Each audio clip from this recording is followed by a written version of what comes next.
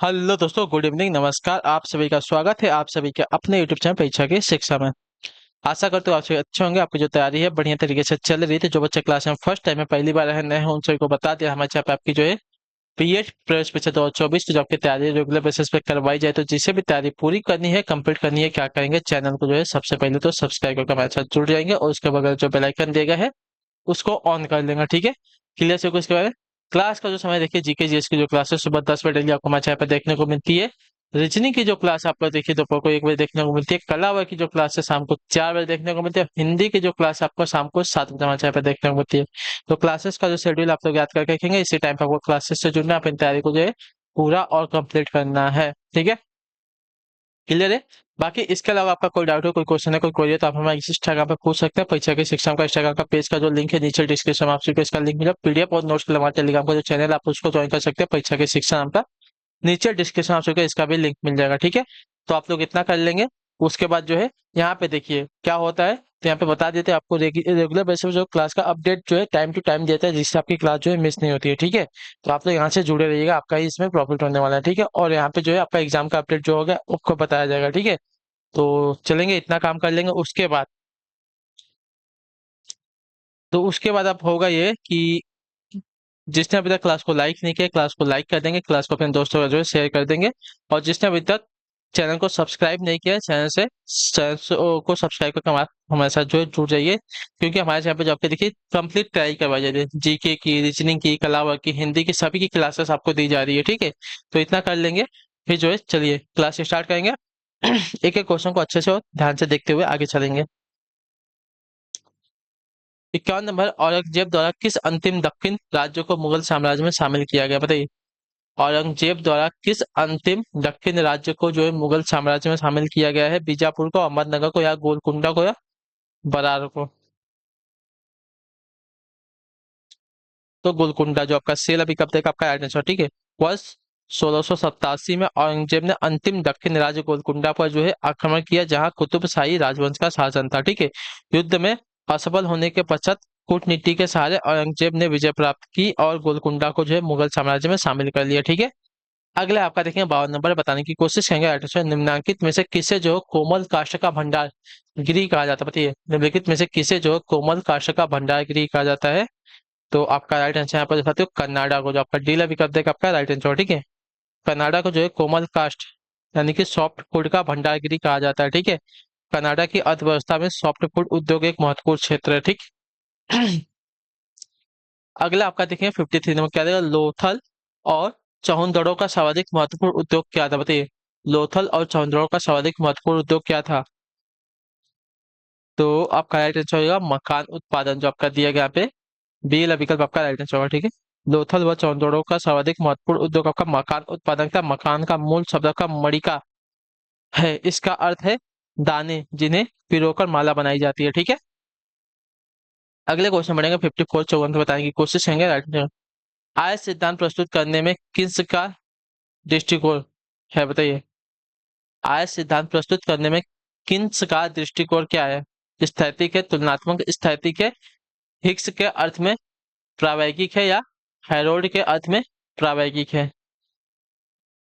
तो आज सिद्धांत प्रस्तुत करने में किन्स का दृष्टिकोण आपका तुलनात्मक स्थैतिक है। ठीक है, जो आपका बी विकल्प देगा आपका राइट आंसर होगा। यह एक संतुलन स्थिति से दूसरे संतुलन स्थिति में परिवर्तन है। ठीक है, इस तरह के विश्लेषण में दिए गए मापदंडों में परिवर्तन के लिए जो है एक प्रणाली की प्रतिक्रिया की जांच की जाती है। ठीक है, अगला आपका 55 बताने की कोशिश करेंगे 55 पे राइट आंसर का।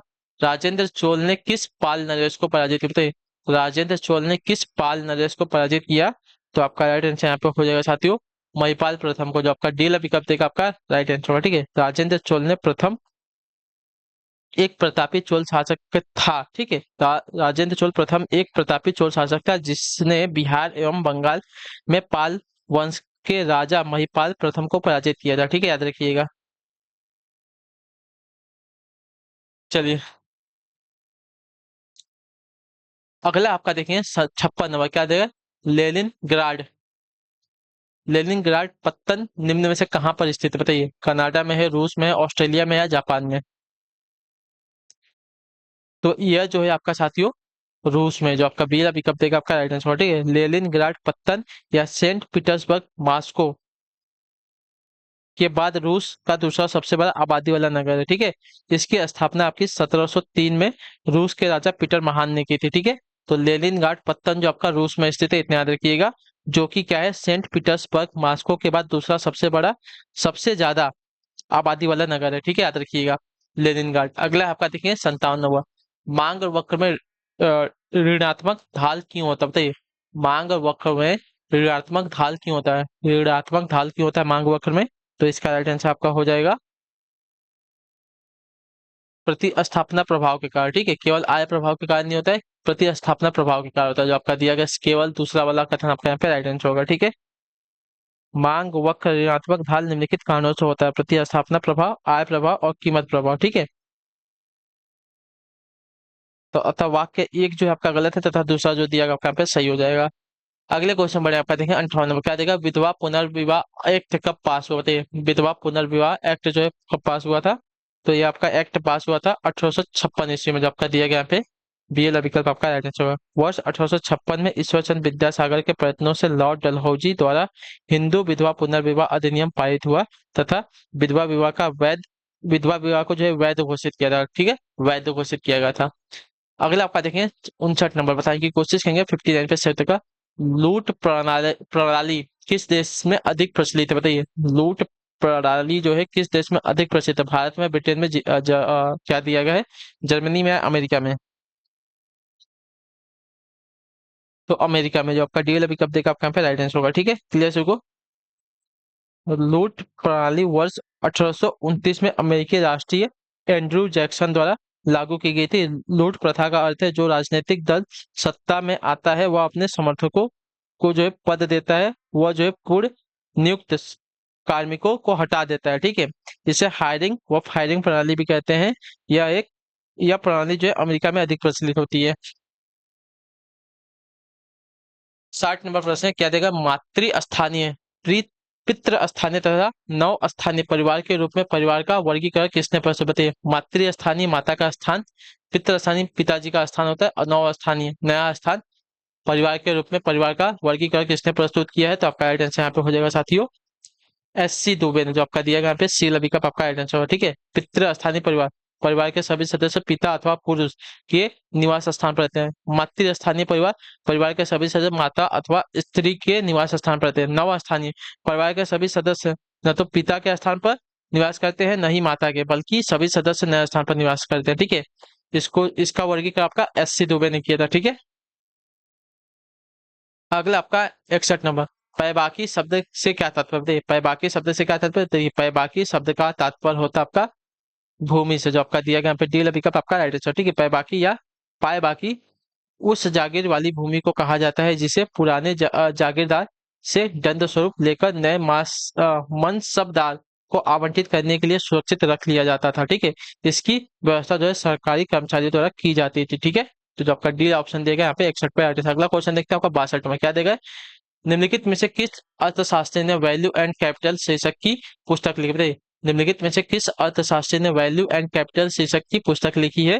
तो आपका राइट आंसर यहाँ पे हो जाएगा साथियों जे आर विक्सन ने, जो आपका दिया यहाँ पे डी एल का आपका राइट आंसर होगा, ठीक है। क्लियर होगा इसके बारे में। वैल्यू एंड कैपिटल नामक पुस्तक आपके ब्रिटिश अर्थशास्त्री सर जॉन रिचर्ड्स हिक्स द्वारा लिखी गई थी, ठीक है। क्लियर होगा इसके बारे में। इस पुस्तक ने सामान्य संतुलन व मूल्य सिद्धांत का काफी विस्तार किया है। 63 नंबर बताने की कोशिश करेंगे, राइट सर। वैदेशिक नीति वैदेशिक संबंधों का सारभूत तत्व है, यह किसने कहा है, बताइए।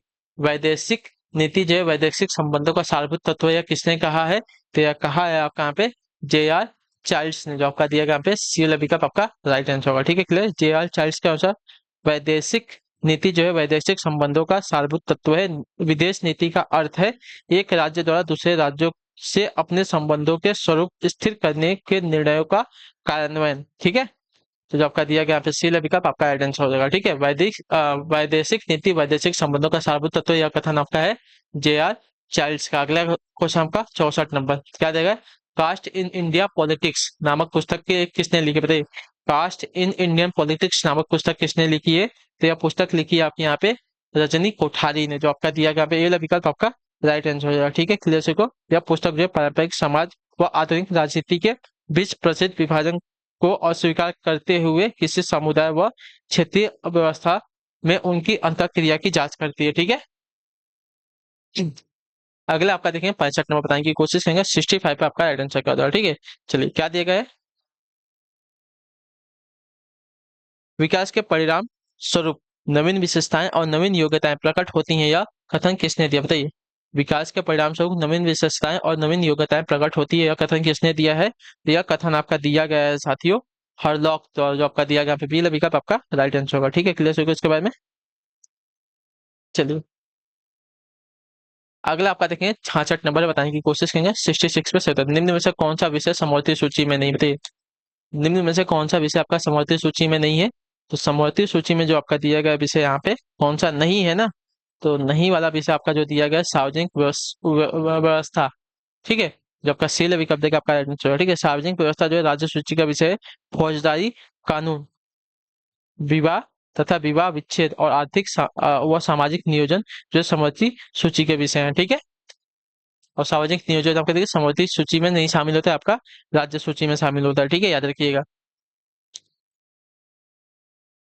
क्लियर है। समवर्ती सूची और राज्य सूची में विशेषता क्या होती है। देखिए समवर्ती सूची जो होती है इसमें जो है केंद्र और राज्य सरकारें दोनों मिलकर कानून बना सकती है उसके विषय में, लेकिन जो है केंद्र सरकार का उसमें जो कानून बनेगा उस ज्यादा प्रभावी रहता है, लेकिन राज्य सूची में केवल राज्य सरकार जो है कानून बना सकती है, याद रखेंगे। ठीक है।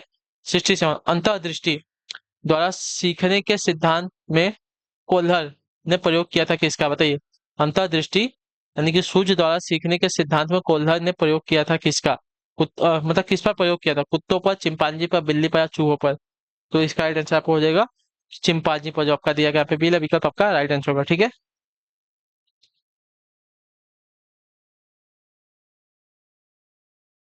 अगला आपका देखिए क्या दिया गया है। 68 में बताने की कोशिश करेंगे। 68 पर राइट आंसर होगा समाज जो है संघर्ष मिश्रित सहयोग है, यह कथन निम्न में से किसका है, बताइए। समाज जो है संघर्ष मिश्रित सहयोग है, यह कथन निम्न में से किसका है।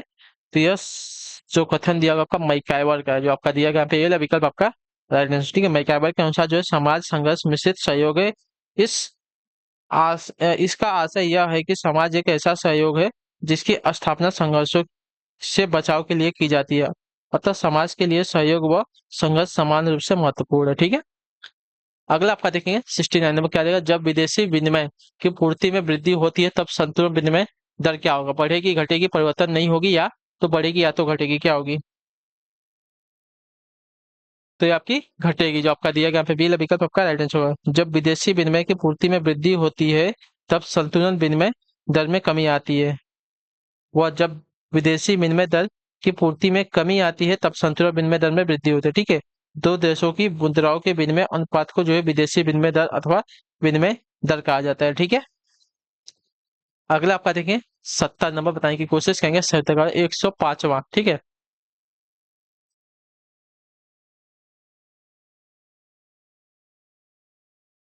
105वां संविधान संशोधन अधिनियम किससे संबंधित है, बताइए। 105वां संविधान संशोधन अधिनियम किससे संबंधित है। तो आपका राइट आंसर हो जाएगा राज्य व केंद्र शासित प्रदेशों द्वारा सामाजिक एवं शैक्षिक पिछड़ा वर्ग की पहचान करने से, जो आपका दिया गया यहाँ पे सी विकल्प आपका राइट आंसर होगा। ठीक है, 105वें संविधान संशोधन अधिनियम का उद्देश्य जो है राज्यों व केंद्र शासित प्रदेशों द्वारा सामाजिक व शैक्षिक पिछड़ा वर्ग की पहचान करने से संबंधित है। ठीक है, चलिए अगला है आपका देखेंगे 71 नंबर। उत्तर देने की कोशिश करेंगे। राइट आंसर निम्नलिखित में से कौन सा कथन आपका सत्य कथन है यहाँ पे। ठीक है, तो सत्य कथन, यदि वस्तु की मांग अधिक हो तो साधन की मांग कम होगी नहीं, यदि वस्तु की मांग अधिक है तो साधन की मांग भी आपकी अधिक होगी। ठीक है, ये वाला जो कथन दिएगा आपका यहाँ पे राइट आंसर होगा। यदि वस्तु की मांग कम है तो साधन की मांग अधिक होगी, गलत हो जाएगा। ठीक है, यदि मांग अधिक है तो वस्तु की मांग अगर अधिक है तो साधन की मांग भी आपकी अधिक होगी। ठीक है, क्लियर है। अगला आपका देखेंगे 72 नंबर क्या देगा। वुडवर्थ के अनुसार स्मृति का आयाम नहीं है, क्या बताइए। वुडवर्थ के अनुसार स्मृति का आयाम क्या नहीं है। तो देखिए वुडवर्थ के अनुसार स्मृति का आयाम आपका तर्क करना नहीं है, जो आपका दिया गया डी विकल्प आपका राइट आंसर है। और ठीक है, क्लियर से इसके बारे में। वुडवर्थ के अनुसार स्मृति का आयाम आपका यहाँ पे प्रतिधारण, पुनः स्मरण और पहचान करना होता है, लेकिन तर्क जो है स्मृति का आयाम नहीं होता। ठीक है, क्लियर से इसके बारे में। चलिए अगले क्वेश्चन में आपका देखें 74 नंबर क्या देगा, अंतर्राष्ट्रीय भुगतानों में पेशबंदी का उद्देश्य क्या है बताइए। अंतर्राष्ट्रीय भुगतानों में पेशबंदी का उद्देश्य क्या है? तो अंतर्राष्ट्रीय भुगतानों में पेशबंदी का उद्देश्य जो आपका दिया गया विदेशी विनिमय में जोखिम को सुरक्षित करना है, जो आपका दिया गया यहाँ पे सी और बी का पक्का राइट आंसर, ठीक है। अंतर्राष्ट्रीय भुगतानों में पेशबंदी का उद्देश्य है विदेशी विनिमय में जोखिम को सुरक्षित करना, ठीक है। अगले क्वेश्चन बढ़ेगा आपका 74 नंबर, बताने की कोशिश करेंगे 74 पर राइट आंसर। मानव जो है भूगोल की निम्न में से कौन सी संकल्पना जो है प्रकृति की सर्वोच्चता में विश्वास करती है बताइए। मानव भूगोल की निम्न में से कौन सी संकल्पना जो है प्रकृति की सर्वोच्चता में विश्वास करती है? तो आपका राइट आंसर यहाँ पर हो जाएगा साथियों नव निश्चयवाद, जो आपका दिया गया यहाँ पे सी विकल्प आपका राइट आंसर। भूगोल वेत्ता क्या देगा, ग्रिफिथ टेलर द्वारा प्रस्तुत मानव भूगोल की नई संकल्पना जो है नव निश्चयवाद प्रकृति की सर्वोच्चता में विश्वास करती है। यह संकल्पना दो विचारों परिणय निश्चयवाद और संभववाद के बीच मध्य वर्ग को परिलक्षित करती है। इसे रुको और जाओ निश्चयवाद नाम से भी जो है जाना जाता है, ठीक है। चलिए अगले आपका क्वेश्चन बढ़ेंगे आपका 75 नंबर क्या है, भारत तथा सोवियत संघ के बीच सहयोग शांति एवं मैत्री के समझौते पर कब हस्ताक्षर हुए थे? तो इसका राइट आंसर आपका हो जाएगा साथियों 1971 में, जो आपका दिया गया ये विकल्प आपका है अगस्त 1971 में भारत तथा सोवियत संघ के बीच सहयोग शांति एवं मैत्री के समझौते पर हस्ताक्षर हुए, ठीक है। अगले क्वेश्चन बढ़े आपका देखें 76 नंबर, पॉइंट बैरो निम्नलिखित में से किससे संबंधित है? पॉइंट बैरो जो है निम्नलिखित में से किससे संबंधित है? तो पॉइंट बैरो जो आपका संबंधित हो जाएगा यहाँ पे पेट्रोलियम से, जो आपका दिया गया यहाँ पे सी विकल्प आपका आर्कटिक महासागर पर स्थित अलास्का अमेरिका का सबसे उत्तरी बिंदु आपका पॉइंट बैरो वर्ष 1940 से 80 तक जो है अमेरिकी नौसेना आर्कटिक अनुसंधान स्टेशन की साइट थी। इस क्षेत्र में जो है प्राकृतिक गैस व पेट्रोलियम का विशाल भंडार है, ठीक है। अगला आपका 77 नंबर 77 नंबर, प्राचीन अनुबंधन सिद्धांत के प्रतिपादक का नाम बताइए। प्राचीन अनुबंधन सिद्धांत के प्रतिपादक का नाम है क्या? तो उनका नाम आपका जो दिया गया है यहाँ पे है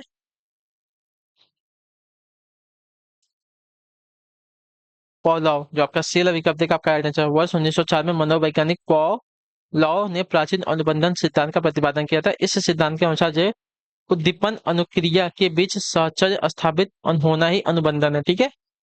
अगले क्वेश्चन में आपका 78 नंबर, बताने की कोशिश करेंगे निम्नलिखित कारकों में से कौन सा कारक जो है मानव को सबसे अधिक प्रभावित करता है? बताइए निम्नलिखित कारकों में से कौन सा कारक जो मानव को सबसे अधिक प्रभावित करता है? तो सबसे अधिक कारक प्रभावित करता है मानव को आपका यहाँ पे जलवायु, जो आपका दिया गया यहाँ पे बी विकल्प आपका राइट आंसर होगा, ठीक है। मनुष्य के हर क्रियाकलाप पर जलवायु का गहरा प्रभाव होता है। सामाजिक जीवन जो है कृषि व उद्योग को जलवायु सर्वाधिक प्रभावित करता है, ठीक है।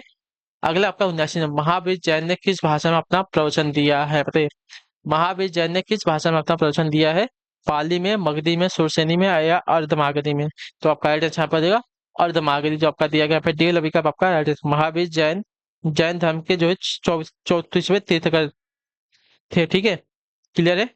और उन्होंने अपना जो है प्रवचन अर्धमागधी भाषा में दिया है, ठीक है। अगले क्वेश्चन बढ़ेंगे 80 नंबर, क्या देगा निम्न में से किसने कहा गांधीवाद जैसी कोई चीज नहीं? किसने कहा कि गांधीवाद जैसी कोई चीज नहीं है? तो आपका राइट आंसर यहाँ पे हो जाएगा साथियों महात्मा गांधी ने कहा है, ठीक है। वर्ष 1970 में महात्मा गांधी ने कहा कि गांधीवाद जैसी कोई चीज नहीं है, मैं अपने बात कोई संप्रदाय छोड़कर नहीं जाना चाहता, ठीक है। ये जो है गांधी जी का कथन था, ठीक, क्लियर है। चलिए फिर इसके साथ ही जो आपकी क्लास है आज की यहाँ पे कला की कंप्लीट होती है। आई होप की जो क्लास है अच्छी लगी है, अच्छी लगी क्लास को लाइक कर दीजिएगा, चैनल पहले तो चैनल को सब्सक्राइब, और हमें जो है कमेंट में अपनी राय जो है क्लास के बारे में दे दीजिएगा, आपको क्लास कैसी लगी, ठीक है। तो जिसको भी अच्छी लगी होगी क्लास को तो लाइक कर दीजिएगा और चैनल को जो है सब्सक्राइब कर लीजिएगा, ठीक है। यहाँ पे देखिए आपकी कंप्लीट तैयारी करवाई जाएगी, आपकी पूरी तैयारी करवाई जाएगी आपकी बीएड परीक्षा 2024 की, ठीक है। तो आप लोग यहाँ से जुड़े रहिए, ठीक है। तो चलें क्लासेस को यहाँ पे आपकी कंप्लीट करते हैं, तो आपसे मिलते हैं हम आपकी अगली क्लास में। तब तक के लिए टाटा बाय बाय, जय हिंद जय भारत। आपसे क्लास से जुड़ने के लिए बहुत बहुत ही धन्यवाद साथियों।